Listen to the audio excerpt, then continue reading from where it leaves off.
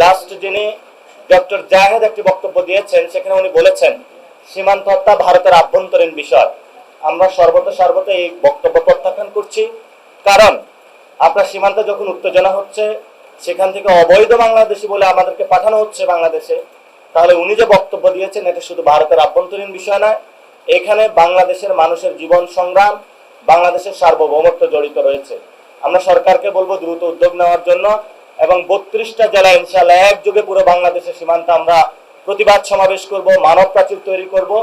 বাংলাদেশ আবার দেখিয়ে দিবে 71 সালে যেভাবে হলো আমরা বাংলাদেশের সার্বভৌমত্ব রক্ষার জন্য ঝাঁপিয়ে পড়েছিলাম, তেমনি ভাবে এই সময়ে যদি কোনো রাষ্ট্র, সন্ত্রাসী গোষ্ঠী বা সন্ত্রাসী বাহিনী বাংলাদেশের সার্বভৌমত্বকে লঙ্ঘন করতে চায়, আমরা হলো আমাদের সর্বোচ্চটা দিয়ে বাংলাদেশের মানুষকে নিয়ে ঐক্যবদ্ধভাবে আমাদের সীমান্ত রক্ষা করব। পুরো বাংলাদেশের জনগণকে আহ্বান জানাবো, সীমান্ত এলাকায় আপনারা বাংলাদেশের পক্ষ থেকে একটা মানব প্রাচীর তৈরি করেন।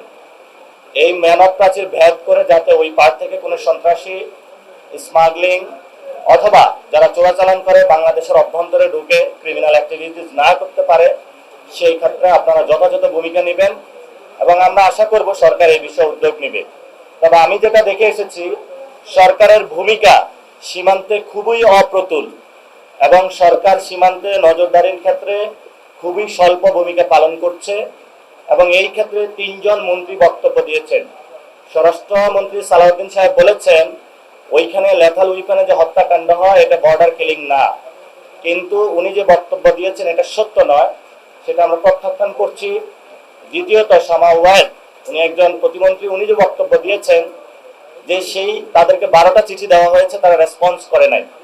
তা আমরা মনে করব যে রেসপন্স যদি না করে, তাহলে পররাষ্ট্রনীতির ক্ষেত্রে আরো একটু নতজানু থেকে সরে সঠিক পররাষ্ট্রনীতি নেওয়া, উদ্যোগ নেওয়া সরকারকে প্রয়োজন।